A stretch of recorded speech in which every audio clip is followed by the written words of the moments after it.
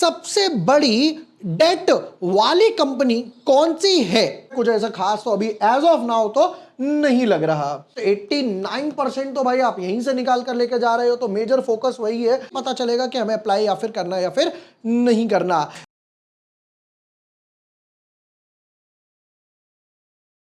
जय हिंद। एक और दिन, एक और आईपीओ।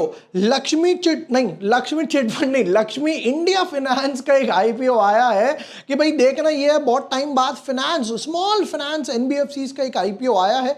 किस वैल्यूएशंस पे लेकर आए हो, मोस्ट इंपॉर्टेंट आपके एनपीएस कितना है वो बताओ, और उस ब्रैकेट में कौन कौन सा आईपीओ आ रहा है जो भैया हमें इंपैक्ट कर सकता है, हमें लगाना है या नहीं लगाना, बाकी आईपीओ के लिए पैसा बचा कर रखूं या इसमें लगा दूं, भाई ना कुछ तो मिल ही जाएगा।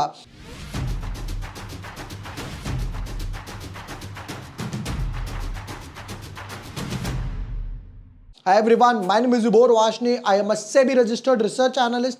आज की वीडियो में करेंगे लक्ष्मी इंडिया फाइनेंस आईपीओ के detailed analysis, business model, financials, listing dates, valuations, पैसा कहां जा रहा है, कंपनी के पास ओएफएस वगैरह कितना है, पीयर कंपैरिजन, और फाइनली पता चलेगा कि हमें अप्लाई या फिर करना या फिर नहीं करना। Let's deep dive in our analysis. But yes, before moving ahead, अगर अभी तक आपने चैनल सब्सक्राइब नहीं किया है या न्यू यूजर हो तो यहां पर आपको आईपीओ वीडियो, शांति गोल्ड ओपन है, ये चेक कर सकते हो। फिर उसके बाद जीएनजी इलेक्ट्रॉनिक्स क्लोज हो गया, इंडी क्यूब क्लोज हो गया, ब्रिगेड ओपन है, ये चेक कर सकते हो। इसका कंपैरिजन वगैरह भी मैंने यहां पर डाला था। एक बार जरा आईपीओ टेबल पे नजर मार लेते हैं। देखिए, ये तीनों आईपीओ सेम ब्रैकेट में आए थे, फिर उसके बाद ये 3 आईपीओ सेम ब्रैकेट में आ रहे हैं, लक्ष्मी इंडिया, आदित्य इंफोटेक और श्री लोटस करके। ये दोनों तो बिल्कुल dot to dot same bracket में, ये अगले दिन ही है, तो मेजॉरिटी इनका पैसा ऑब्वियसली इसके लिए फ्री नहीं होने वाला है। बहुत बहुत बहुत रेयर चांस है किसी एक आधा का हो जाए, क्योंकि भाई ये क्लोज होगा, रात तक अलॉटमेंट आती है, फिर 1-2 दिन, कई बार तो 8-10 दिन लग जाते हैं फंड्स अनब्लॉक होने में, राइट। तो यहां पर ये तीनों आईपीओ सेम ब्रैकेट में आ रहे हैं। चलिए जी, शुरू करते हैं लक्ष्मी इंडिया फाइनेंस के साथ।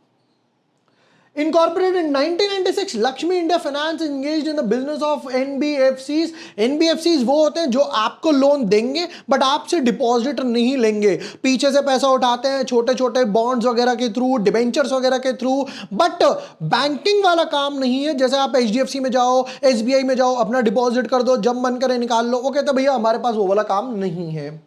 फिर कहते हैं the company offer MSME loans, vehicle loan, construction loans and other lending products supporting small business and entrepreneurs. So the 80% of MSME loans qualifying as a priority sector lending. MSME पर सारा focus है इनका, small medium enterprise वाले जो होते हैं उनको MSME बोला जाता है। ऑफरिंग्स में एमएसएमई फाइनेंस हो गया, व्हीकल, कंस्ट्रक्शन, ये तो ऑलरेडी ऊपर पढ़ लिया। एयूएम की बात करें तो कहते हैं 12,000 मिलियंस का एयूएम हमारे पास है एमएसएमई और व्हीकल्स वगैरह के साथ, जो टोटल 76% और 16% है। तो मतलब कि ऑलमोस्ट 89% तो भाई आप यहीं से निकाल कर लेके जा रहे हो, तो मेजर फोकस वही है।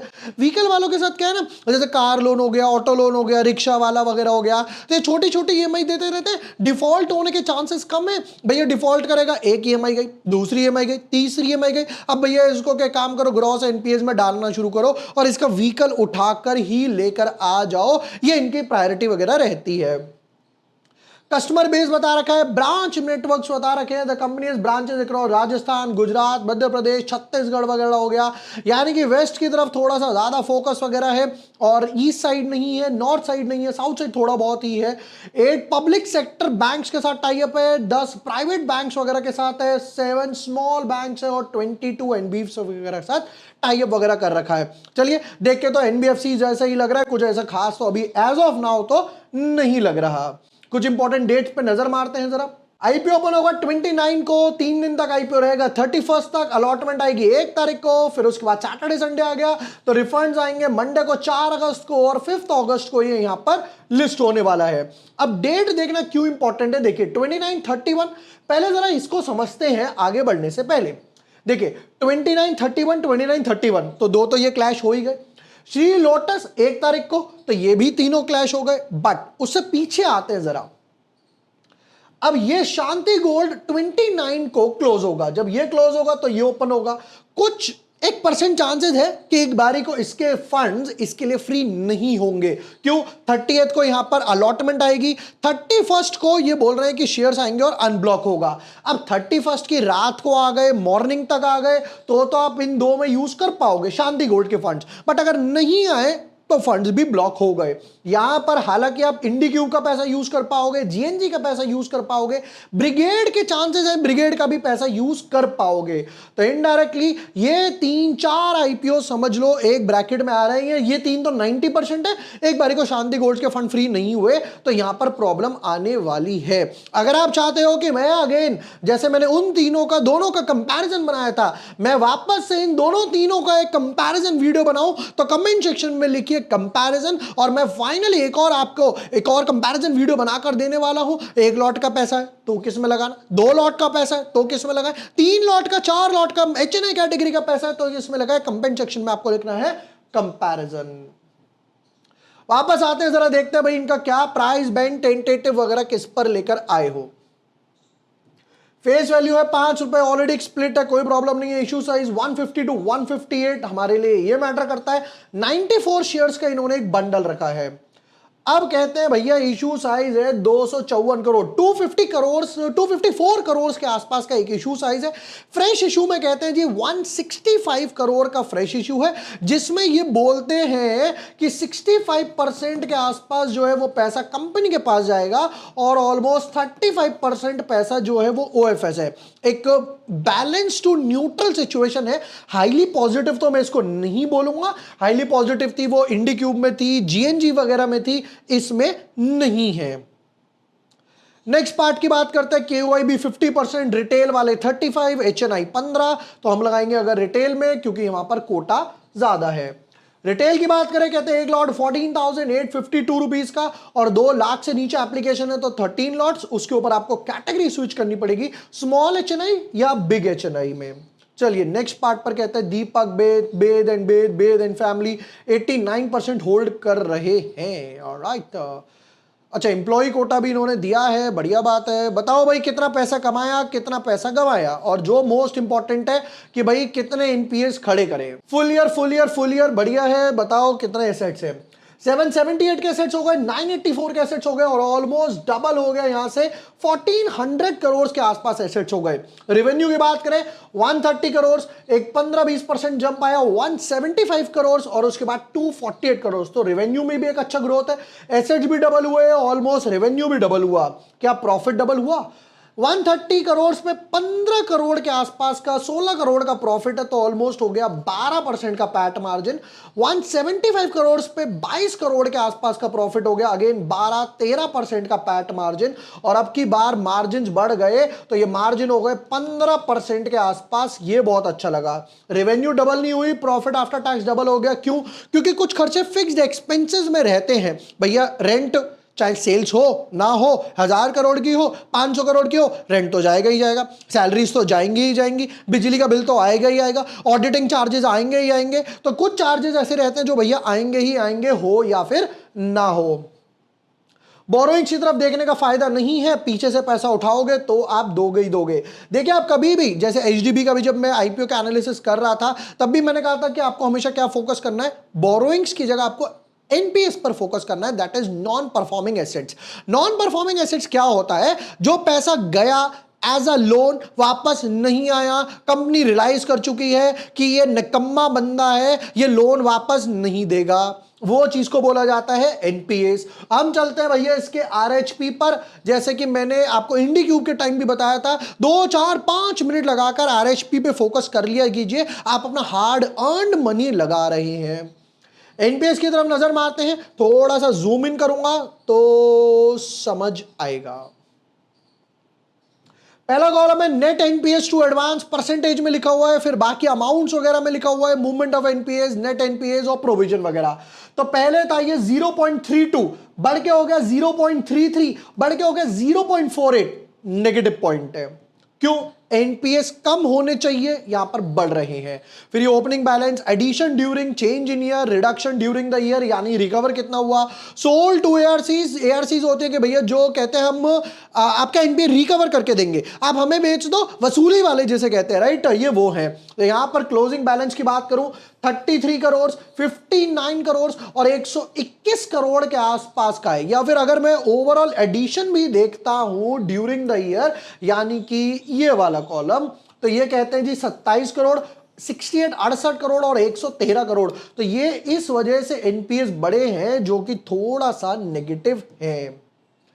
वापस आते हैं जी, बताओ पैसा किस लिए उठा रहे हो। मोस्टली तो एनबीएस कैपिटल के लिए उठाते हैं भैया, जब बॉन्ड्स वगैरह के थ्रू नहीं आता तो इक्विटी से उठा लेते हैं, जैसे भी एसबीआई ने उठाया था, और वो बिल्कुल ठीक है, गलत कुछ नहीं है उसमें। डेट टू इक्विटी देखने का फायदा नहीं, क्योंकि एनबीएफसीज उठाएंगे। आपको पता है कि सबसे बड़ी डेट वाली कंपनी कौन सी है? गेस करो कमेंट सेक्शन में, इंडिया की सबसे बड़ी हाईएस्ट डेट वाली कंपनी कौन सी है? 1 2 3 4 5 6 7 8 9 10। आपको सरप्राइज होगा, SBI, state bank of India सबसे बड़ी डेट वाली कंपनी है, क्योंकि जो पैसा आप देते हो वो उसका पैसा नहीं है, आपका पैसा, तो वो उसके लिए बोरोइंग बन जाता है, क्योंकि आप जाकर कभी भी मांग सकते हो। फिर उसके बाद रिटर्न ऑन नेटवर्थ 15-14% के आसपास है, थोड़ा सा लो है। पैट मार्जिन 15 हमने कैलकुलेट करा। Price to book value 2.57 times, neutral to low, neutral to low, ज्यादा अट्रैक्टिव भी नहीं बट ज्यादा डाउन भी नहीं। ऑब्जेक्टिव्स भैया जो एक्सपेक्टेड था, कैपिटल रिक्वायरमेंट्स है, हमें इससे पैसा उठाना है। आ जाता है इसके पीयर कंपैरिजन पे। पीयर कंपैरिजन में हमारे सामने लक्ष्मी इंडिया फाइनेंस, जिसके एनालिसिस कर रहे हैं, मास फाइनेंशियल, 5 स्टार, एसबीएफसी, जुग्रो, सीएसआई, एक्मे ट्रेड और मनी बॉक्स फाइनेंस, ये कुछ कंपनीज लिखी हुई हैं। मास अच्छी है, 5 स्टार अच्छी है, एसबीएफसी ओके, ये 3-4 अच्छी कंपनीज हैं।